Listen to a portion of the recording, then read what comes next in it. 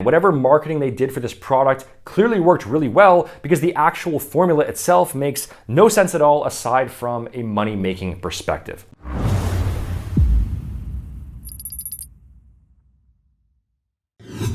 What's up guys, Sean Alawani, RealScienceAthletics.com, and in today's video I'm going to be doing a science-based review of some of the most popular, well-known pre-workouts that have been released over the years and show you guys just how good or how bad these formulas actually were beyond all the marketing hype that surrounded them. Now there have been countless different pre-workouts that have come and gone over the years. Okay, a lot of different ones that I could have included here, but I've narrowed it down to the 4 pre-workouts that stood out the most for me. So I'm sure you're gonna find this interesting, and it's also gonna be educational as well because I'll talk about various different pre-workout ingredients and whether or not they're worth using. And I'm also gonna cover some important information on how to properly read pre-workout labels so that you can get the most bang for your buck when you're selecting supplements for your own fitness program. If you're new here and you're looking for straight ahead, no BS fitness advice without all the fluff and gimmicks, then make sure to hit that subscribe button below and turn on notifications as well so you don't miss out on any future videos. So first on the list, most of you will probably never have even heard of this one, but I thought this would be fun to include here. We're traveling all the way back to before a good chunk of you were even born, all the way back to 1982. That's it. That's it. To the first commercial pre-workout ever released, and that was a product called Ultimate Orange. So this was formulated by a guy named Dan Duchesne, who some of the more seasoned lifters out there might be familiar with. He was a bodybuilding author and like a well-known PED expert back at that time. And I actually searched online for hours trying to come up with the original Ultimate Orange label, but unfortunately I couldn't find it. If any of you know where I can get my hands on that, then feel free to DM it to me over on Instagram. But what I do know for sure is that the Ultimate Orange formula, the base of that formula, was a caffeine and ephedrine combination. Now, the younger guys out there are not going to remember this firsthand, but back around like the early to mid 2000s, caffeine and ephedrine was basically the main go-to stimulant combination that people used. It was pretty powerful stuff, and it was actually a reasonably effective fat burner as well, at least compared to most of the typical fat burner supplements that are being sold on the market today. It worked both by increasing overall metabolic rate and by blunting appetite as well. And a really common way that people would use it was as part of what was called an ECA stack, which was ephedrine, caffeine, and aspirin. And the aspirin was added in it to increase the stimulant effects of the ephedrine and to reduce blood clotting, which was actually one possible ephedrine side effect. But as far as Ultimate Orange goes, in the later 1990s and the early 2000s, it got hit by a bunch of different lawsuits, and eventually it was taken off the shelf, and ephedrine itself was also banned later on too. For people with no underlying medical conditions and who can tolerate stimulants well, caffeine and ephedrine, when they're taken within the proper doses, it's typically considered to have an acceptable safety profile. But I would say that overall, it's not a combination that I would just broadly recommend to everybody. It is a really strong stimulant combination, and I think it's just a little bit extreme for most people to be taking something like that just for a minor increase in fat loss or for a small performance boost. And for people who do have underlying issues, it can have some serious side effects in some cases. So I don't know what the exact Ultimate Orange formula originally was. They do have a current modified version that they do sell, but all in all, since the original version was a caffeine ephedrine based product, it's probably not something that I would have actively recommended except for a smaller percentage of people. All right, next up, we fast forward to around 2004, and the next pre-workout on the list is NO Explode, which I'm sure a lot of you have probably heard of. At that point, I'd been lifting for around 4 years, and I remember NO Explode being a really popular product that people would always ask about on the bodybuilding forums, and the formula has been revised a bunch of times over the years, but this here is the oldest label that I could find. And just like most pre-workouts and even just bodybuilding supplements in general at that time, you can see that the whole formula is based off a proprietary blend. And what that means is that they show you all the ingredients that are included in the product and the total amount for all of them combined, but not the specific dosage per ingredient. Now, the supposed reason for using a proprietary blend is that the company has this secret, unique, never before seen formula that they want to protect so that their competitors can't copy it. However, in reality, proprietary blends are really nothing more than a cost-cutting technique in the vast majority of cases, if not all cases. It's basically just a way for the company to hype up the label with a long, impressive sounding list of ingredients, sprinkle in just a tiny bit of some or even all of them, and since the average consumer out there really has no idea when it comes to proper supplement dosing, and they're really just responding to the marketing behind the product,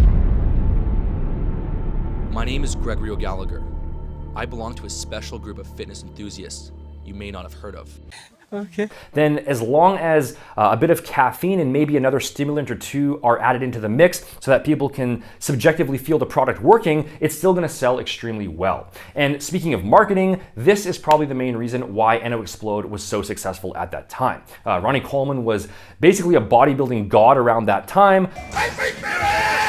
I guess you could say that he still is, and he was actively endorsing the product when it was first released. However, if you actually look at the product label itself and you dissect the ingredient profile and the dosages, it's really just a total disaster.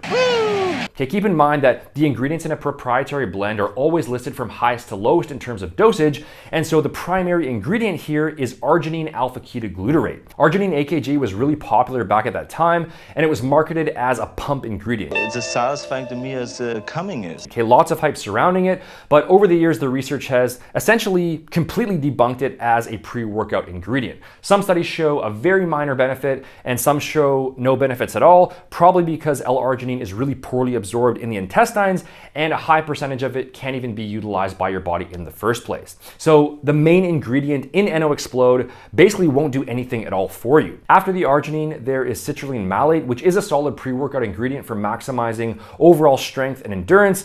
However, there's no way to know how much is actually in there because the dosage is hidden. And if the dosage is too low, if it isn't at least 4 grams minimum, then it's going to be completely useless for you. Then there's some creatine in there as well. Creatine is of course a good all-around research-backed ingredient, but at the end of the day, creatine really has no place in a pre-workout formula because it has no immediate effects on performance. Okay, creatine is something that you take daily in order to build up the overall creatine stores in your body, and then from there, the benefits are always going to be present. And not only that, but NO Explode mainly uses creatine ethyl ester, which is one of the many advanced forms of creatine available that are a lot more expensive, but actually less absorbable than basic creatine monohydrate.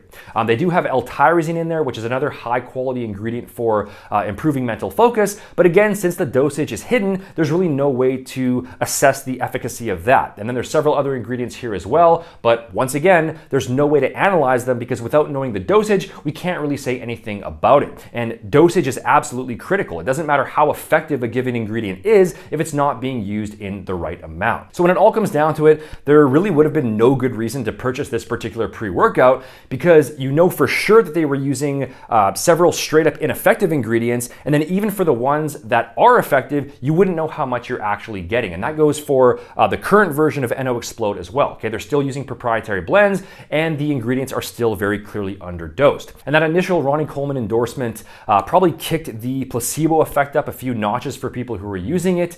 And as much as I respect Ronnie Coleman for his bodybuilding accomplishments, clearly the guy is not very shy about selling worthless products to his audience. Big Ron here.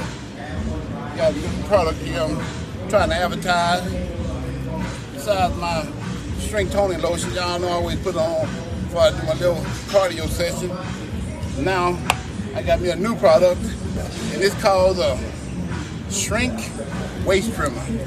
If you're enjoying this video so far, make sure to hit that like button below. I really do appreciate the support. And also leave a comment down below letting me know which vintage pre-workouts you personally used back in the day and which one was your favorite or possibly which one was your least favorite. Next up, moving forward to around 2008, maybe the most famous pre-workout ever. I'm sure most of you are probably familiar with this one, and that is Jack3d or Jacked. I'm actually not sure what the intended pronunciation was there.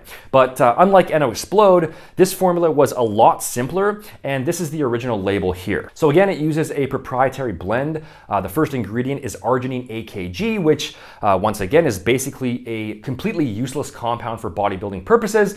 And then they have creatine monohydrate and beta-alanine. Now, if you understand supplement dosing and you just look at the total amount of the formula here, which is about 4 grams, you can easily see that all of those main ingredients are completely underdosed. The proper dose for arginine is 3 to 6 grams. For creatine, it's going to be about 3 to 5 grams, and then beta-alanine is going to be about 3 to 6 grams. So that means to hit the minimum end of all of those ingredients, you would need about 9 grams in total, and to hit the upper end, you're going to need 17 grams. So the fact that the entire blend is only 4 grams, that proves without a doubt that all of this has just been pixie dusted, to use some supplement industry terminology. Not to mention that creatine and beta-alanine have no immediate performance benefit anyway.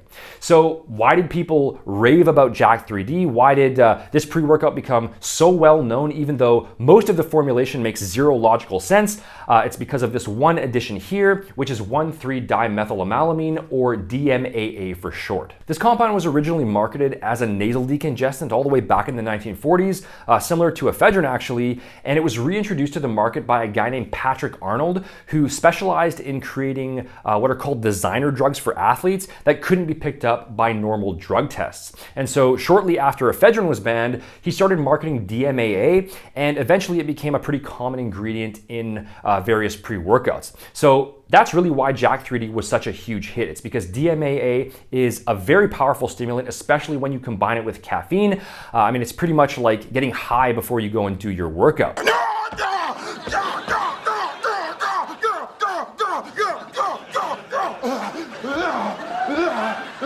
But as most people know, just like ephedrine, DMAA was eventually banned. And again, this wouldn't have been a pre-workout that I would have actively recommended because ultimately I just think that it is overkill. The long-term effects of DMAA aren't really known, and I'm not a big fan of loading up on a bunch of heavy stimulants just to perform a basic weight training workout. It's just too extreme of an approach, and it's not really necessary in the first place. And lastly, going forward to around 2011, we've got Cellucor C4. I honestly have no idea why C4 took off the way that it did. It doesn't have any special unique ingredients.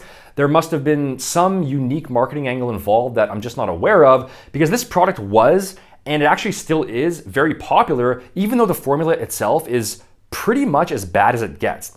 This is the label here, and unlike the previous products, C4 doesn't use a proprietary blend for most of it, so we can actually see the dosages and we can fully assess the product. So first up is beta-alanine, which again has no immediate effects on performance, and it's just a pretty weak supplement for bodybuilding purposes overall because it only provides benefits on sets that last more than 60 seconds, which most people probably aren't even performing in the first place. And even if they are, the increase in overall strength that it's going to give you is going to be very minor, probably just 1 or 2% at best.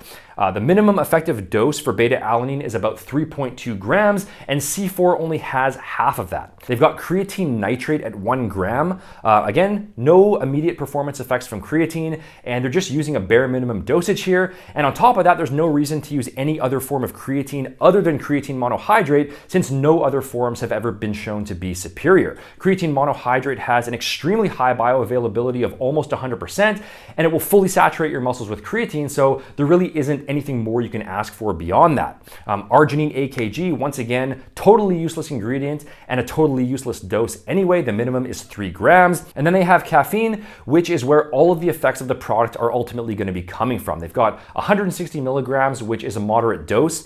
There's some L-tyrosine in there as well, which is a solid ingredient, but you would need at least 500 milligrams minimum to see any real effect.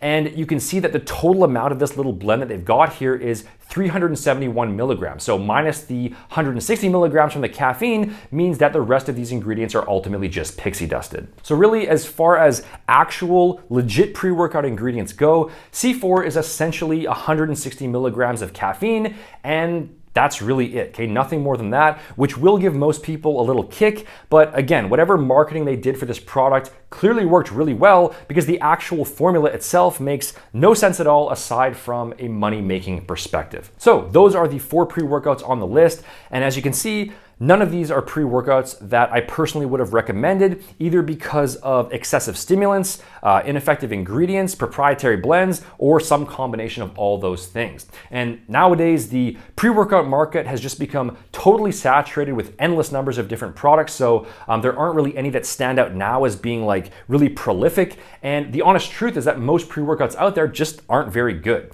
They still have the same issues in terms of poor ingredient choices, low dosages, sketchy stimulant combinations. It's really just a total mess out there. And it's mostly driven by marketing when it all comes down to it. And if you're tired of all the endless BS and gimmicks out there in the supplement industry, and you're looking for a legit, transparent pre-workout to include in your program, you can check out our RealScience Athletics PureForm blend over at RealScienceAthletics.com using the link up here or in the description box down below.